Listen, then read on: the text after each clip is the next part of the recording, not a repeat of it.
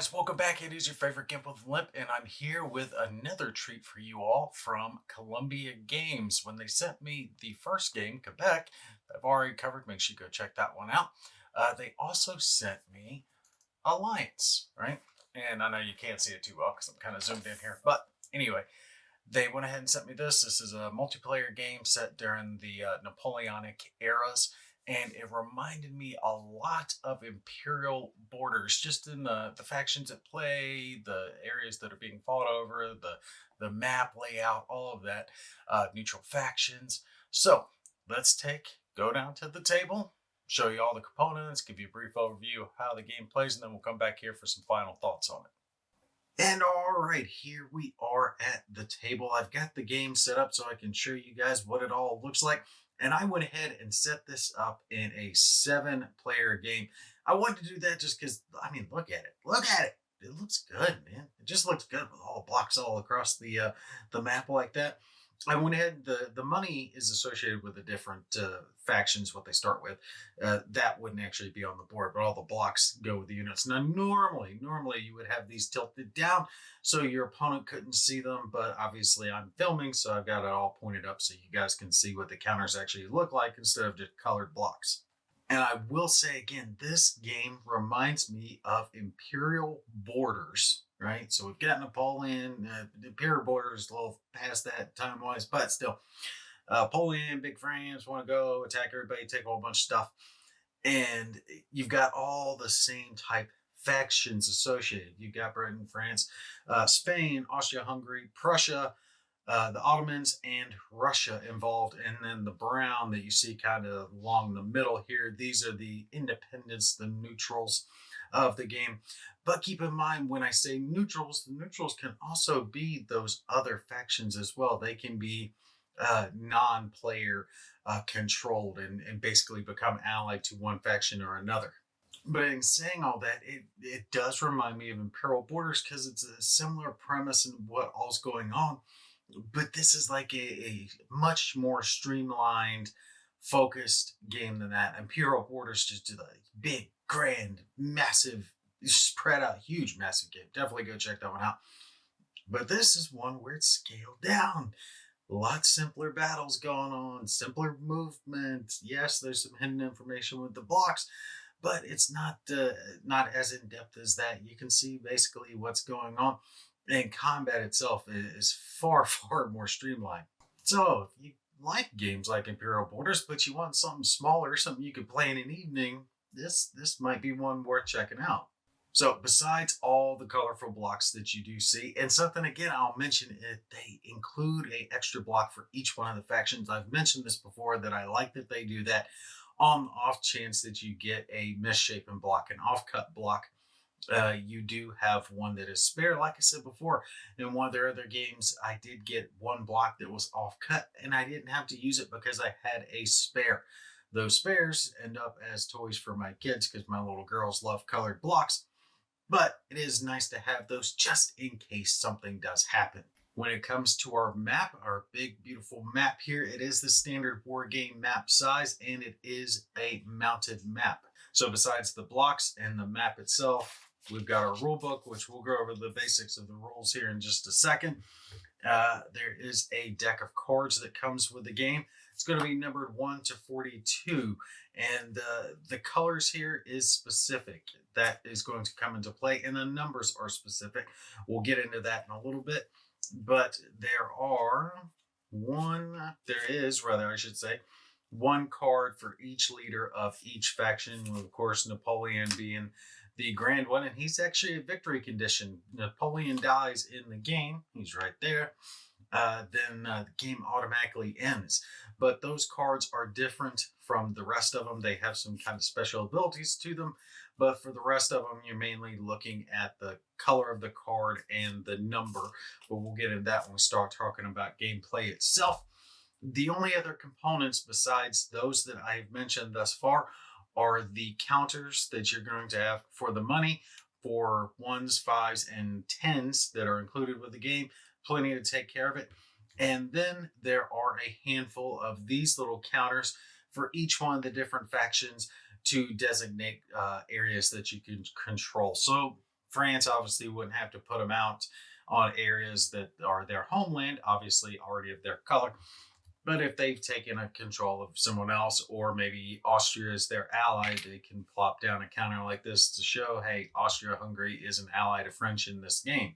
All right, so how do we play this big game? Well, it's going to be played in a series of years. See up there in the top left, that's our little turn record track. So you're going to start 1804, 1808, or 1812. Now you can do a campaign game. So there's 3 scenarios of 4 starting years, or 3 starting years rather, 4 turns. If you want to do the whole campaign, you would start at the beginning scenario and just basically keep playing through all the years. So when it actually comes to playing the game, you're going to have a card phase, an action phase, battle phase, and then the winter turn sometimes. Oh, I forgot to mention that earlier when I was talking about the game turn. So the game's going to be played over a series of years, but each year is going to be 4 game turns. That's why the winter segment is occasionally it's the 4th turn of a game year. So you'll play each one of the years. Each year will have the 3 phases: card phase, action phase, battle phase, and then on the 4th turn, that's the one that's going to have the winter phase. So how are you going to play it? Well, each player is going to be dealt a hand of 5 cards secretly. Obviously, you'll shuffle these up, deal them to each player, and then one by one, each player will pick a card to discard down, face down, without showing their opponents. The reason you're doing this is to pick a number that you're going to play. Remember, all these cards are numbered 1 through 42. The highest card number gets to pick the initiative for the upcoming game turn.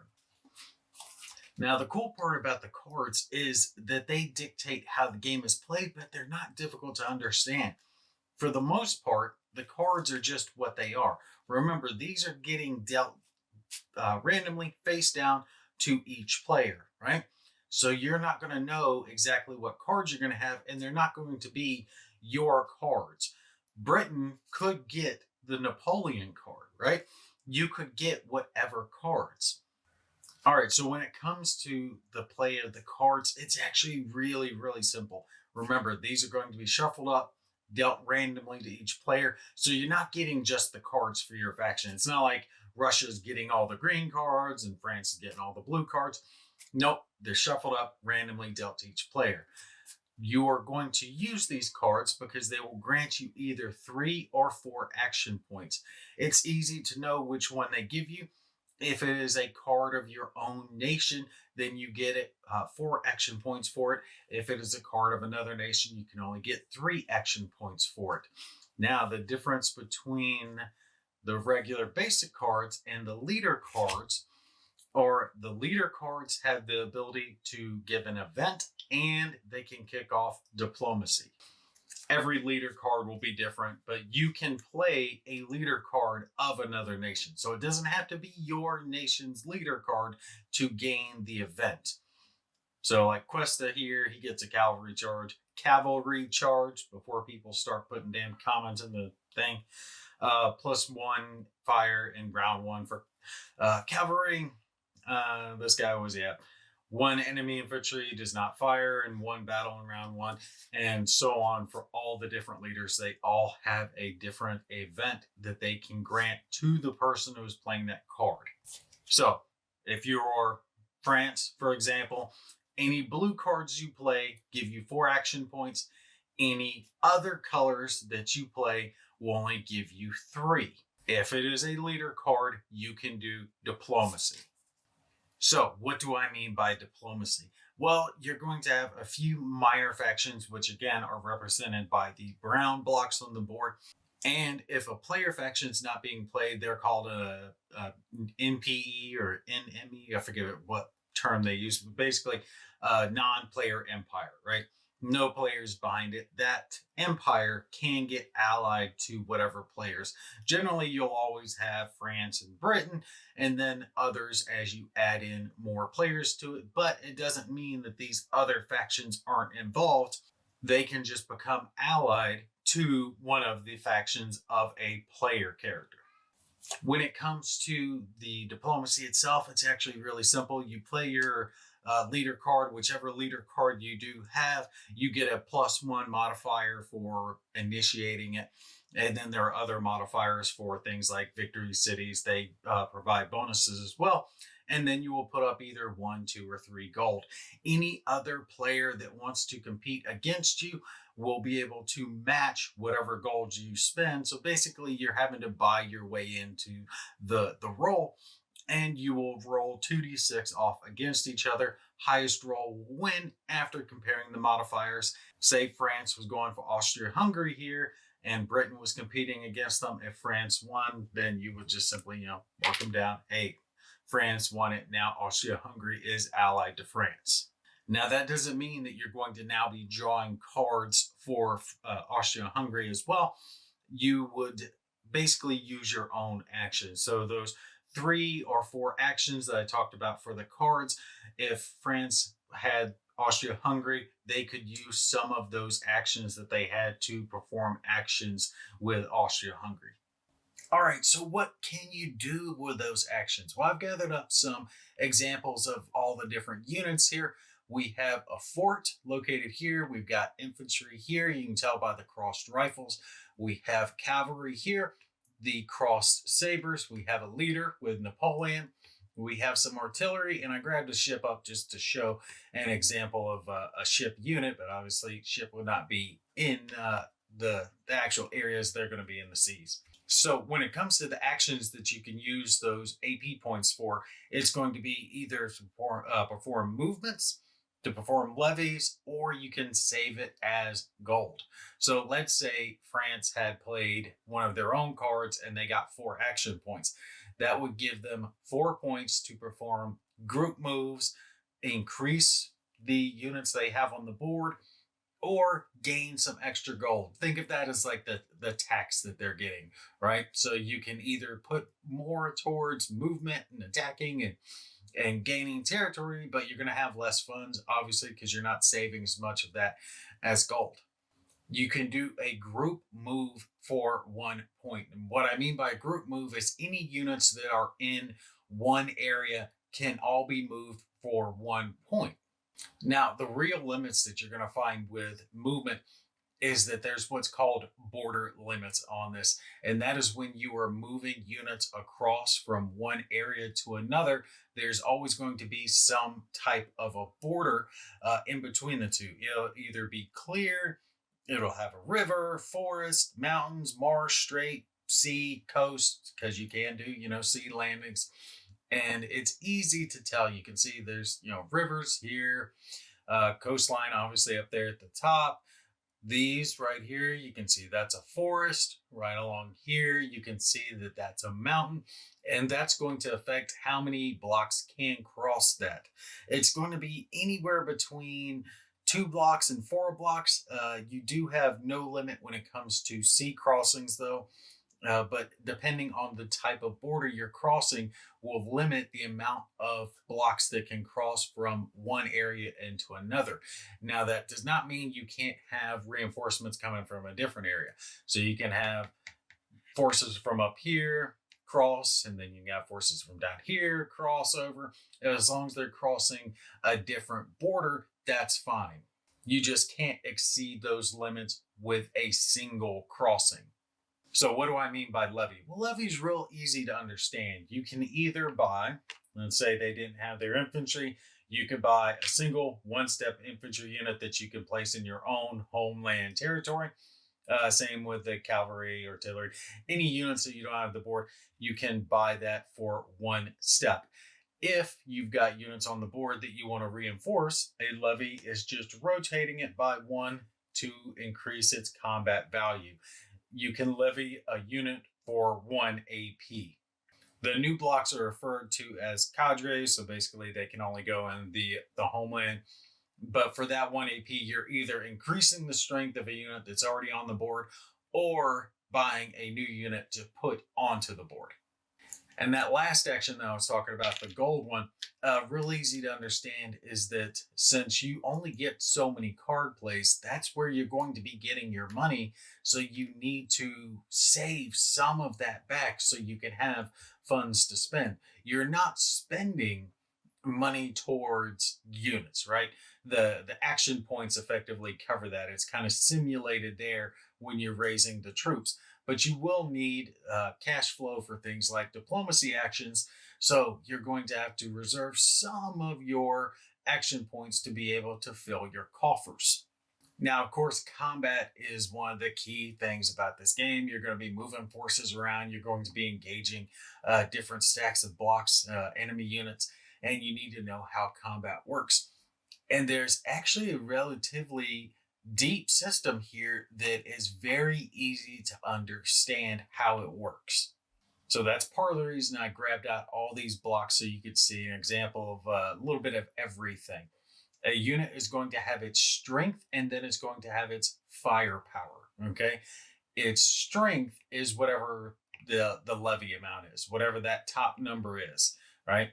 So, for example, these units that we're looking at here, their strength is a 3.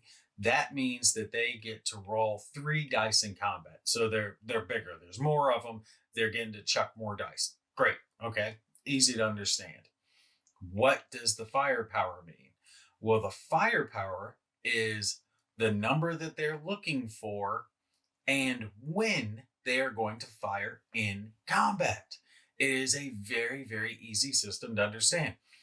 Strength, how many dice you roll, firepower, when and what number you're looking for. So our artillery here, being an A, will fire first in combat. And with their firepower being a 3, that means they need either a 3, 2, 1 to hit. So you're looking for that number or under to count as a hit. The higher the number, the better. Same here with the strength. The higher the number, the better. The sooner the letter, the better. It means they get to attack first in combat. So they will get to apply their hits before B's and C's get to go. And then obviously D's are going last, but that's fleet battle, so it's a little different.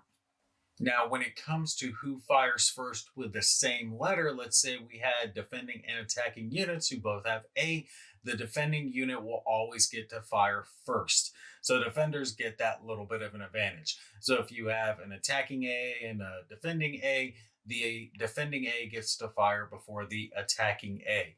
And then once they're done, all the B's go. Once they're done, all the C's. And then if there are any D's involved, they're going to get to go.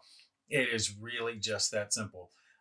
Napoleon here, he's got a B, 4. He's chucking 3 dice. He's hitting on 4s or under. Our infantry here, they would be going after everyone else has already gone in this ground combat. They would roll 3 dice and they're only going to hit on 1s or 2s. The rest of battle is actually relatively simple. If the defender doesn't want to participate in combat, they can retreat, but they can't retreat on turn 1. They have to wait to turn 2, round 2, rather, of the battle. Then they can retreat to legitimate empty areas next to them, so they can't retreat into an enemy-controlled area. And the usual border limits are going to apply as well. However, if the attacker has not won by round 4 of the combat, then they have to regroup effectively. They're basically retreating back to the area where they started. If you do have a leader in the hex, they can spend some of their steps to extend the battle to try to, take it in that last round. But generally speaking, when it comes to combat, if you haven't won by round 4 as the attacker, then you are going to have to regroup to a legitimate area. And again, you're going to have to respect those border limits that I mentioned before when it comes to your crossings. Like I said, when it comes to the fleets, when they battle, they can battle out here in the open seas, and their battles will be conducted normally, just like I was talking about over here. But areas can be blockaded. For example, if an enemy controls all the seas out in front of your ports, you can be blockaded in. Or you can conduct a naval evasion with one ship. Basically, you're launching up to 2 blocks. You have to launch it from a friendly port. into an area and try to gain control of it, but you can do that once per turn. Now that's going to continue with all the different players spending their cards to gain a certain amount of AP, either 3 or 4 again, depending on whether or not the card is theirs, to move groups of units, to levy new units, or potentially gain some more gold. You're going to do that for 4 turns, with the 4th turn being the winter turn. Now, what's different about the winter turn of each year? Border limits are all going to be reduced by 1. So basically, it's bad weather. You're not going to be able to cross as easily as you could previously. In some areas, it's going to only allow 1 unit to cross. Also, no sea moves or invasions are going to be allowed during that winter turn. But during that turn, you do get to collect city and sea gold. Now, I was talking before about how you can get money from not spending some of your action points. You do get money once each year from all your victory cities. You see, for example, Paris here grants 2, and that's going to count for all of your home cities that are still in your control, and any potential enemy cities that you control. You will also get money from them, but that's only going to be half rounded down. And then there are some sea areas that have stars in them as well, like the Bay of Biscay here has a 1. They will also grant you money up to the value that is in the star. Now, the rest of the stuff that you can do for the winter turn is you can stand up blocks from the previous losses. So basically, whenever a unit is eliminated from a game, let's say this one is eliminated in combat, it'll be put to the side face down, and it's not able to be rebuilt yet. It can be rebuilt, but not until the following year. So you put those to the side, and during the winter turn, you can stand those up because now they are going to be available for purchase on the following turn. And you will also deal new cards for the turn. So when you get dealt your 5 hand of cards, that is going to be it for that game turn. You have to use those cards to do everything for that year. Following year, you'll get a new hand of 5 cards shuffled up and dealt to you. Now, that's the very basics. I've hit the highlights of how Alliance is played. There's a few other aspects to the game. There's a fair amount going on with the neutrals, but I do gotta say I like how the diplomacy works. You always have the potential to form alliances and deals and make little certain bets with your opponents that you can do stuff. That's the same aspect here that you had in Imperial Borders, but no one is holding a gun to your head. Well, they're kind of holding guns to your head. You don't have to hold up to those deals. You can, hey, Britain, I'm not going to invade you. Send your ships away. Yeah, you don't have to worry, buddy. And go take it from them. It's all open to the players as long as they follow the basic structure of the game, which I got to say, it's easy to understand. There's not a whole lot of rules to the game. There's only about 8 pages worth of rules in total. When it comes to all the rules to the game, it's very streamlined. It's not heavy by any means. A couple of passes through the rule book, you're going to have a good understanding of how the game is going to be played. And something that I like that I did here is they have the setup nice and easy to understand. As you can see, the starts on page 9 of the rulebook. This is the first scenario that I had set up in front of you guys here. It tells you what units and where all of them go all across the board, and the different factions and how much money they're going to start with. The only thing that I would have changed on this is some of these are the neutrals, the brown units, right? And some of them are listed here, but most of them are listed throughout here with the other factions. Like here and here, I think those were placed under France. I can't remember specifically. I think this one was placed from Britain. But point being is I would have liked to have seen those have a brown in parentheses next to it. Something to say, hey, that's a neutral. Because as I was setting all the units out to set them up, I was like, where the hell is that block? I can't find it. I'm not missing one, am I? And it took me a sec to realize. I was like, oh, those are neutrals. I got you. Okay. And then get them on there. So just pay attention to that as you were setting those out. Occasionally, some of them are going to be a neutral block, not a colored block. But all right, let's go back up and we'll do some final thoughts on the game. All right, and we're back from the table. I've shown you guys most of the gameplay. There's some other stuff to it. Yes, there's extras a little deeper than I can show in just a short video, but I've given you the gist of how the game works. And I've got to say, Columbia has done a good job very recently of changing my mind when it came to block games. I really did not give them the credit that they ultimately deserve, and I'm regretting that. I definitely look forward to checking out more games in the Columbia Games block game era and other publishers' block games. Now, when it comes to Alliance specifically, components are great across the board.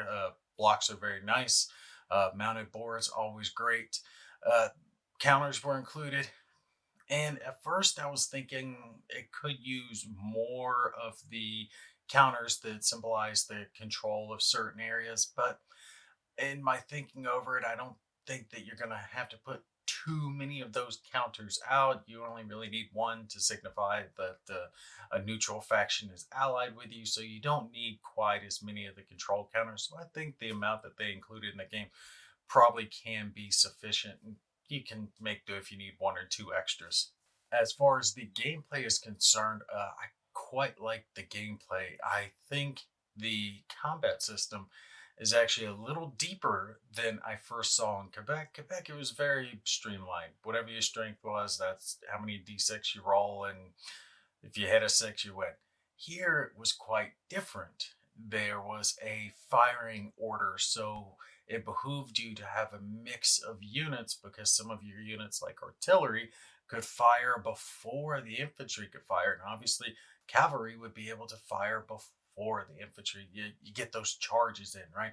So having those mixed units could help wipe out an opponent who might only have brought infantry to the battle, and it give you a chance to weaken them pretty severely before the battle takes place with them, right? So A's fire before B's, but fire before C's, and I like this aspect of it too, that the number next to it represents what you need to roll to hit. That number and under counts as hits. It's very simplistic. You know that the higher the number, the better it is. Really easy to understand how all of the combat systems works, but it's deep enough to give you that crunch that you want with a war game without being something that you need a bunch of player aids, modifiers, and all the other stuff to try to figure out. What I also liked about this game is that it could be played multi-handed just depending on the number of players that you had. So you could have as few as two players, technically one player, all the way up to seven players, just depending on how many people you want to play the game. And yes, there is a solitaire system to the game. Basically, you're just playing it multi-handed and looking for the best victory points that you could achieve. It's kind of how I would play it if I was going to be playing it single player anyway. So there is a single player system to the game if you want to play it that way. You can't really have hidden information. If you want to have all the blocks laid out to where you can see them, great. If not, you can play it where it's secret, except for the faction that you're currently handling. It's really kind of personal preference on which way. The rules do state to keep it secret, except for the faction that you're playing when you are doing it solitaire. But really, I think that's going to come down to personal preference. I do like though that there is the option. So if you do want to play it solitaire, you can, and this could help someone who would like a game like bigger game like Imperial Borders and they want to play something like that, but it's so big. Yes, so big. It's beautiful. Again, I keep talking about that one, but you don't really have the time and space to set up something like that because it's going to cover a massive amount. You got all the stacks of this, that, and the other that you need. If you want a large, grand Napoleonic era game, you can have it here without having all that huge table space. So that's a nice middle ground that you can meet. You can play this in an evening easily without having to put 3, 4 tables together to get everything set up. So yes, ultimately, Alliance by Columbia Games does get a positive review from me. It's got good components, The gameplay is good. It's even got solitaire. Combat is handled very well. It's simple to understand, but deep enough to give you a rich experience in your gameplay. I gotta say, they hit pretty well on this one. But all right, that's going to be it for me. Hope you guys enjoyed this one. Y'all stay tuned, and I will catch you in the next one.